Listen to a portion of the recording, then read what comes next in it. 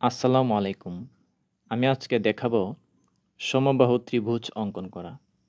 অর্থাৎ কিভাবে সমবাহু ত্রিভুজ অঙ্কন করতে হয়।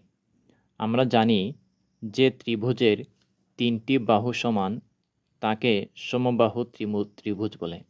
অর্থাৎ সমবাহু ত্রিভুজের প্রত্যেকটি বাহু সমান থাকে। সমবাহু ত্রিভুজ ২ ক্ষেত্রে অঙ্কন করা যায়। প্রথমত, সমবাহু ত্রিভুজের বাহুর দৈর্ঘ্য দেওয়া থাকলে সমবাহু ত্রিভুজ অঙ্কন করা যায় এবং সমবাহু ত্রিভুজের পরিসীমা দেওয়া থাকলে সমবাহু ত্রিভুজ অঙ্কন করা যায়। প্রথমেই আমি দেখাবো, যদি কোনো একটি সমবাহু ত্রিভুজের বাহুর দৈর্ঘ্য দেওয়া থাকে তাহলে কিভাবে সমবাহু ত্রিভুজ অঙ্কন করতে হয়। এখানে বলছে সমবাহু ত্রিভুজের বাহুর দৈর্ঘ্য হচ্ছে ৫ সেন্টিমিটার। এখানে দেওয়া আছে সমবাহু ত্রিভুজের বাহুর দৈর্ঘ্য ৫ সেন্টিমিটার। এই বাহুর সাহায্যে একটি সমবাহু ত্রিভুজ অঙ্কন করতে হবে।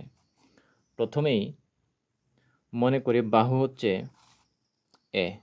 মনে করি বাহু দৈর্ঘ্য এ। ৫ সেন্টিমিটার একটি বাহু নিই। প্রথমে ৫ সেন্টিমিটার বাহুর দৈর্ঘ্য অঙ্কন করলাম এবং সে বাহুর নাম দিলাম এ।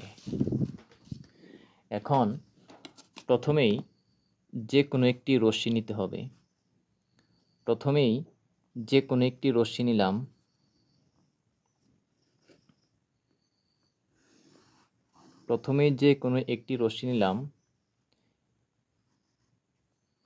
এবং সেটির নাম দিলাম এজি।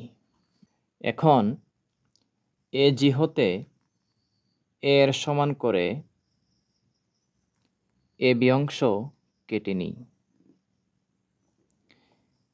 এজি হতে এর সমান করে এবি অংশ কেটে নিই। এবি অংশ কাটার পর এ এবং বি কে কেন্দ্র করে এর সমান ব্যাসার্ধ নিয়ে একই পাশে দুটি বৃত্তচাপ আঁকতে হবে।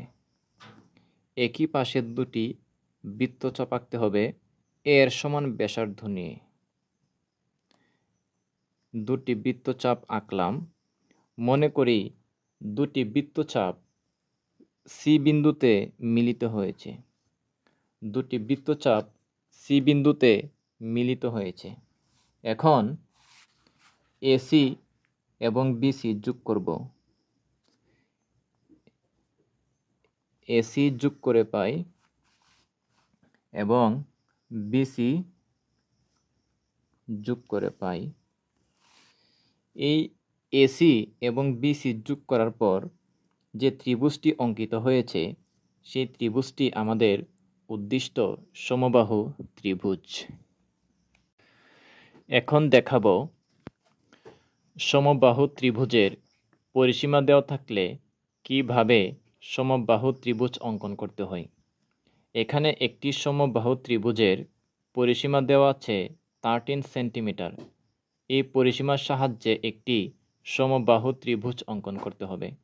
আমরা জানি কোনো সমবাহু ত্রিভুজের পরিসীমাকে ৩ ভাগ করলে ওই সমবাহু ত্রিভুজের বাহুর দৈর্ঘ্য পাওয়া যায়। তো এখানে প্রথমেই একটি পরিসীমা অঙ্কন করি 13 সেন্টিমিটার। প্রথমে একটি পরিসীমা অঙ্কন করে নিই 13 সেন্টিমিটার। তারপর ওই পরিসীমাকে ৩ ভাগ করব। প্রথমে একটি পরিসীমা নিলাম এবং মনে করি এই পরিসীমার নাম পি। প্রথমে একটি পরিসীমা নিলাম 13 সেন্টিমিটার। এখন এই পরিসীমাকে ৩ ভাগ করতে হবে। ৩ ভাগ করার নিয়ম হচ্ছে,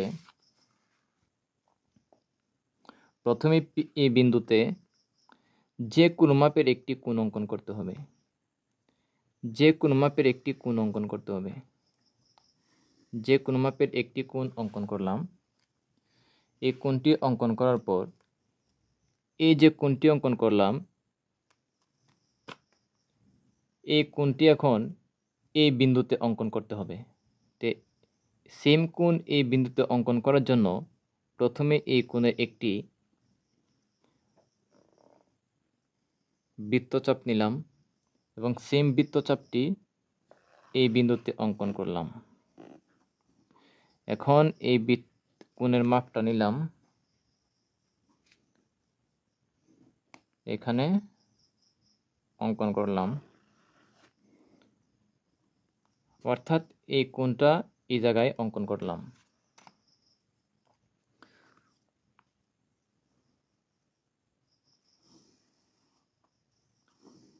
অঙ্কন করার পর এই রেখাংশের যে কোণ মাপের ব্যাসার্ধ নিয়ে দুটি বৃত্তচাপ আঁকতে হবে। যে কোণ মাপের ব্যাসার্ধ নিয়ে দুটি বৃত্তচাপ আঁকতে হবে। একই মাপের ব্যাসার্ধ নিয়ে এই রেখাংশের মধ্যে আরও দুটি বৃত্তচাপ আঁকতে হবে।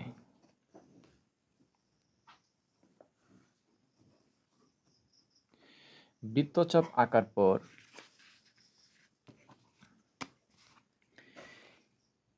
এই বিন্দু থেকে এই বিন্দু বরাবর একটি রেখাংশ আঁকতে হবে। তারপর এই বিন্দু থেকে এই বিন্দু পর্যন্ত একটি রেখাংশ আঁকতে হবে। এই দুটি রেখাংশ আঁকার পর এই পরিসীমা পি সমান 3 ভাগে ভাগ হয়েছে, অর্থাৎ এখান থেকে এখানে একটি ভাগ, এখান থেকে এখানে একটি ভাগ, এখান থেকে এখানে একটি ভাগ, অর্থাৎ পরিসীমা সমান 3 ভাগে ভাগ হয়েছে। এখন আমরা যে কোনো একটি অংশ নিয়ে সমবাহু ত্রিভুজ অঙ্কন করব। অর্থাৎ এই অংশ হচ্ছে p/3 বা 3 ভাগের 1 অংশ, এবং এটা হচ্ছে p/3, এটাও p/3। এখন যে কোনো একটি অংশ নিয়ে সমবাহু ত্রিভুজ অঙ্কন করতে হবে। তো প্রথমেই একটি রশ্মি